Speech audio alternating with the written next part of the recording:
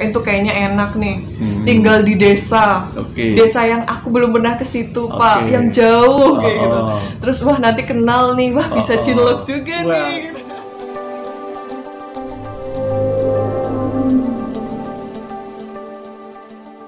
Bismillahirrahmanirrahim. Assalamualaikum warahmatullahi wabarakatuh. Waalaikumsalam warahmatullahi wabarakatuh. Selamat sore semuanya. Ketemu lagi dengan saya di sini Pai, dengan salam bincor kita dan dengan ngoceh, konsep ngoceh kita yang ngobrol receh. Ya. Oke, sore ini kita kedatangan salah satu narasumber. Beliau ini sebetulnya mau dikatakan murid, kok kayaknya saya juga masih 17 tahun gitu ya. Mau dikatakan temen, tapi dia manggilnya saya bapak gitu kan. Jadi ini merupakan salah satu mahasiswa bimbingan saya dalam program kuliah kerja nyata atau KKN, bukan kisah kasih nyata. Ya. Kalau kisah kasih nyata di konten yang lain ada, itu sudah dibahas. Nanti di konten selanjutnya juga. Oke, silakan perkenalan diri dulu Mbak. Iya, halo semuanya, selamat sore. Nama saya Safira Asnanada. Saya mahasiswa jurusan Sastra Inggris tahun 2017. 2017. Iya, saya asli Banyumas, Banyumas Kota Ngapak. Dan saat ini kesibukan saya sih masih ini Pak, saya tuh masih menjabat jadi Bekayu Banyumas tahun 2019. Banyumas ya. Dimas Diajengnya Jogja kalau Jogja. Kalau Jogja Dimas Diajeng. Di Banyumas Bekayu Banyumas. Bakayu toh apa Bakayu? Bekayu Pak, Bekayu Banyumas. Bekayu. Iya Pak. Malah lidah saya belum kepletot-pletot jadi ngomongnya kayak gitu ya. Oke, Mbak Vira ini merupakan salah satu mahasiswa bimbingan saya. Banyak sih sebetulnya, ada 39. Tapi mungkin kalau 39 semuanya diambil, nanti sessionnya nggak seru ya, karena nggak berwarna ya, dinamikanya jadi kurang. Jadi mungkin nanti ambil 1, 2 yang kita ajak ngobrol ya. Oke, hari ini kita nggak akan ngobrol berat ya, seputar perjalanan mereka lah. Karena Mbak Vira ini kan salah satu mahasiswa bimbingan saya di KKN, dan KKN tahun 2020 ini unik, istimewa. Nah, ya kan? Istimewa KKN sekali. Tapi katanya berbasis daring. Lah bayangkan Jal. KKN kok daring ya? Belajar daring. Makan daring bisa nggak? Bisa sih Pak, bisa. Bisa ya? Bisa. Kemudian di post di Instastory, seperti itu juga sama aja daring. Semuanya kan? sekarang daring. Sekarang semuanya sudah daring, virtual ya kan? Semua. Wisata virtual, ya kan? Apa-apa virtual lah. Besok jangan-jangan nikah juga virtual gitu ya. Cinlok juga virtual Pak. Iya, selama KKN ini cinlok virtual. Virtual juga, waduh repot ini, nggak berkesan jadinya ya. Iya Pak, KKN. Oke, jadi kemana-mana nanti malah lewat kemana-mana jadi nggak karuan lagi ya.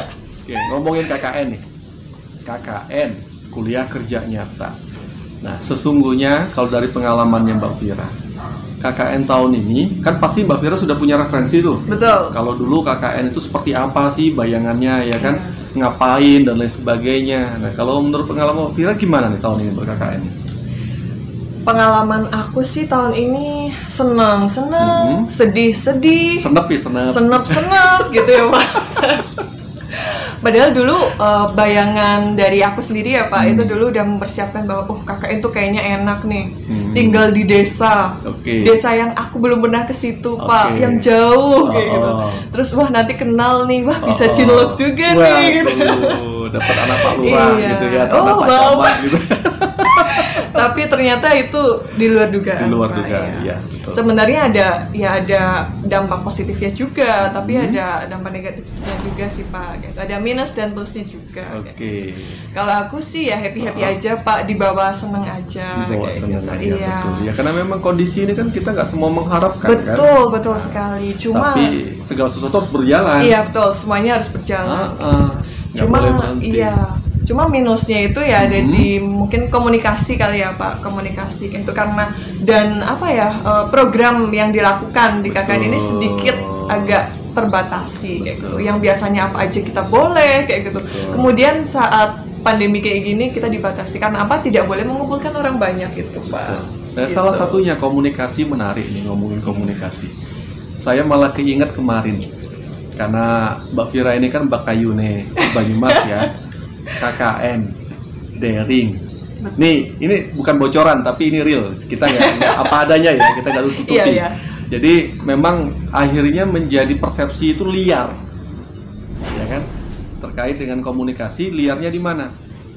Saya harus memantau teman-teman KKN itu juga semua by daring. Iya, betul. Mau datang nggak diperkenankan, baik dari lembaga ataupun dari tempat tujuan, ya kan? Nah, awalnya saya nggak tahu kalau beliau ini ternyata salah satu public figure, ya kan? KKN masa waktunya belum selesai, tapi ngepostingnya kok di luar tempat KKN terus. Nah, ini jadi pusing. Sudah main kesana kesini gitu ya Pak. Bener kata dia, komunikasinya jadi liar gitu kan? Karena persepsi kita liar kan, akhirnya komunikasinya juga nggak terarah. Ada prasangka segala macam. Barulah setelah kita komunikasikan dengan baik, ketemu jalan tengahnya. Iya. Karena beliau bertugas, ya sudahlah. Yang penting segala sesuatunya diatur, ya kan? Nah ini kan juga jadi kisah tuh. Iya Pak. Saya juga kaget waktu itu ya Pak. Waduh, iya saya salah juga ya lagi KKN tapi saya pergi-pergi kayak gitu. Tapi saya punya alasan yang kuat kok. Tenang. Oke, itu salah satu kesan ya. Nah kesan yang lain, KKN itu kan memang tadi sudah disebutkan sama Mbak Fira, cenderung terjun ke daerah, bahkan cenderung daerahnya tuh pelosok. Betul, gitu kan? yang tapi, belum pernah saya datangi sebelumnya. Betul, gitu. Dengan segala peradaban yang baru, betul gitu sekali. Kan. Nah ini malah KKN-nya tahun ini unik. Kenapa unik? KKN-nya di rumah sendiri masing-masing. Di desa sendiri. Di mana tiap hari ketemunya orang itu. Itu lagi gitu kan. Itu lagi. Nah, jadi memang mungkin dari sudut pandang itu kesannya jadi berubah ya, jadi agak kurang gitu kan. Tapi dari segi pemaknaan harapannya itu tidak mengurangi. Ya kan, tidak mengurangi. Nah, harapan kalau dari berbicara kita dari sudut pandang harapan nih Mbak Fira. Menurut Mbak Fira gimana nih ke depannya? Program-program seperti KKN lah ya, kita berbicara KKN ya, yang saat ini sedang berlangsung, dan apabila ini masih harus berlaku berkelanjutan di tahun depan. Betul, harapannya seperti apa untuk KKN-nya? Apakah regulasinya itu berubah, entah itu lebih mudah atau lebih sulit, atau memang ruang lingkupnya yang gimana dan lain sebagainya? Mungkin menurut Mbak Fira yang sebagai pelaku, masukannya gimana nih seputar harapannya? Sebetulnya gini ya Pak, kalau dari saya pribadi Pak, KKN daring ini kan jadi apa ya, membuat mahasiswa berpikiran bahwa alah bisalah nanti pakai ini apa di rekapitulasi aja kayak gitu.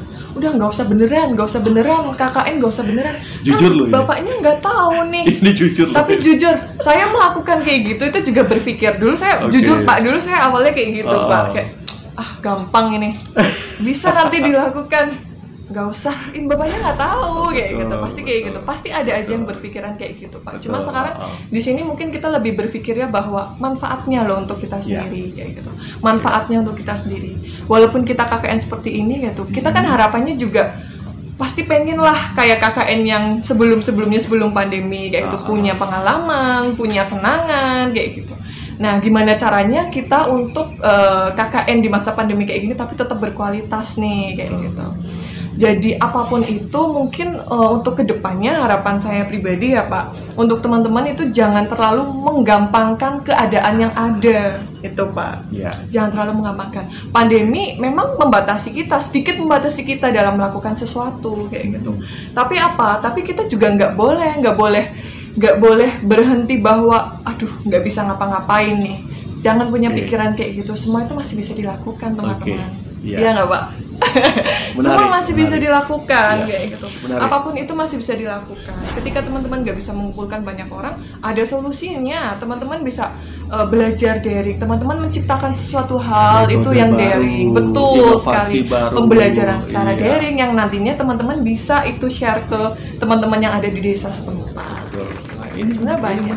Jadi saya rasa memang sudah waktunya teman-teman mahasiswa itu, mohon maaf ya kalau mungkin agak ekstrim atau menyinggung ya, dibiasakan itu teman-teman mahasiswa berlatih menjadi problem solver. Betul. Ya, jadi kalian sudah mulai belajar untuk bersumbangsi memecahkan masalah, menjadi pembuat solusi. Ya, bukan hanya kebiasaan seperti yang sekarang sudah sering terjadi, adanya cuma keluhan, Iya. sambatan, betul. ya kan. Nah, jadi memang sudah waktunya Iya. betul-betul kecendekiaan teman-teman mahasiswa itu diwujudkan dalam bentuk membuat solusi. Nah, yang menarik lagi juga tadi yang dibahas sama Mbak Vira seputar kejujuran itu kan karakter. Iya Pak, betul.